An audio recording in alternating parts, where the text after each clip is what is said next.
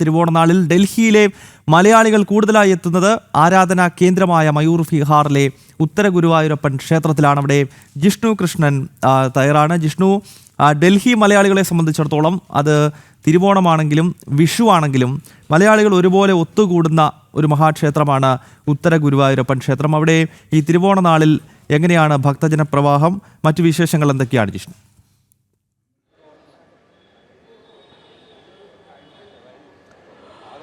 ഗൗതം, ഡൽഹിയിലും ഓണാഘോഷം ഗംഭീരമായി തന്നെ നടക്കുകയാണ്. ഞാനിപ്പോഴുള്ളത് മയൂർ വിഹാറിൽ ഉത്തര ഗുരുവായൂരപ്പൻ ക്ഷേത്രത്തിലാണ്. ഇവിടെ ദൃശ്യങ്ങളിൽ കാണാൻ സാധിക്കും, നേരത്തെ അടച്ചുപൂജയും നിവേദ്യപൂജയും എല്ലാം തന്നെ കഴിഞ്ഞു. ഭക്തർ ദർശനത്തിനായി എത്തുന്നു. ഓണം ക്ഷേത്ര ദർശനത്തോടു കൂടി ആരംഭിച്ച്, ഓണാഘോഷം ക്ഷേത്ര ദർശനത്തോടു കൂടി ആരംഭിച്ച് പിന്നീട് ഗംഭീരമായിട്ടുള്ള ഓണസദ്യ, അത്തരത്തിൽ ഡൽഹിയിലും ഓണാഘോഷം പൊടിപൊടിക്കുകയാണ്. ചേട്ടാ, എങ്ങനെയുണ്ട് ഡൽഹിയിലെ ഓണാഘോഷം? എങ്ങനെയുണ്ട്? ഗംഭീരമായിട്ടുണ്ട്. ഓണം വിഷു ഒക്കെ നാട്ടിൽ ഗംഭീരമാണ്. അപ്പം അതൊരു മിസ് ചെയ്യുന്നുണ്ടോ? മിസ് ചെയ്യില്ല, ഇത് ഇവിടെയും ഞങ്ങൾ അതുപോലെ ആഘോഷിക്കുന്നുണ്ട്. ചേച്ചി, എങ്ങനെയുണ്ട് ഡൽഹിയിൽ ഓണാഘോഷം? ഇവിടെ സ്ഥിരതാമസമാണോ കുറേ കാലമായിട്ട്? ഞാൻ 30 വർഷം കൊണ്ട് ഡൽഹിയിലാണ്. ഞങ്ങൾ എല്ലാ വർഷവും ഇവിടെയാണ് ആഘോഷിക്കുന്നത്. Happy Onam to all of you. Okay, thank you. Happy Onam.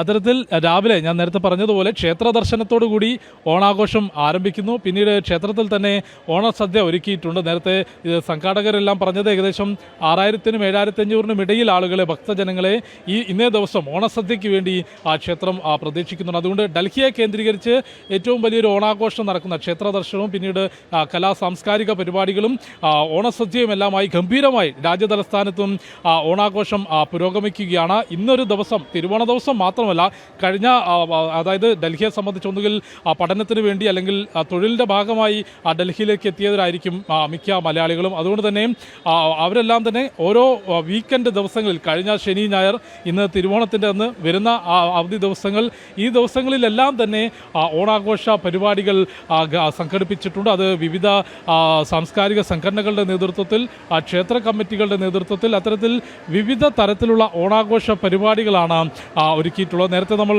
പ്രേക്ഷകരിലേക്ക് ഇവിടുത്തെ പൂക്കളം എത്തിച്ചിരുന്ന ആ ഒരു വലിയ പൂക്കളം പ്രേക്ഷകരിലേക്ക് ഒന്നുകൂടെ എത്തിക്കുകയാണ്. അതായത് ശ്രീകൃഷ്ണനും രാധയും ഉൾപ്പെടുന്ന വലിയൊരു പൂക്കളം, ഗംഭീരമായ പൂക്കളം ഇവിടെ മയൂർ വിഹാർ ക്ഷേത്രത്തിൽ ഒരുക്കിയിട്ടുണ്ട്. അതിൻ്റെ ദൃശ്യങ്ങളാണ് ഇപ്പോൾ പ്രേക്ഷകർ കാണുന്നത്. അത്തരത്തിൽ പൂക്കളവും, തിരുവോണ ദിനത്തിൽ ഗംഭീരമായിട്ടുള്ള പൂക്കളം, പ്രത്യേക പൂജകൾ, ഗംഭീരമായിട്ടുള്ള ഓണസദ്യ അടിച്ചു പൊളിക്കുകയാണ്.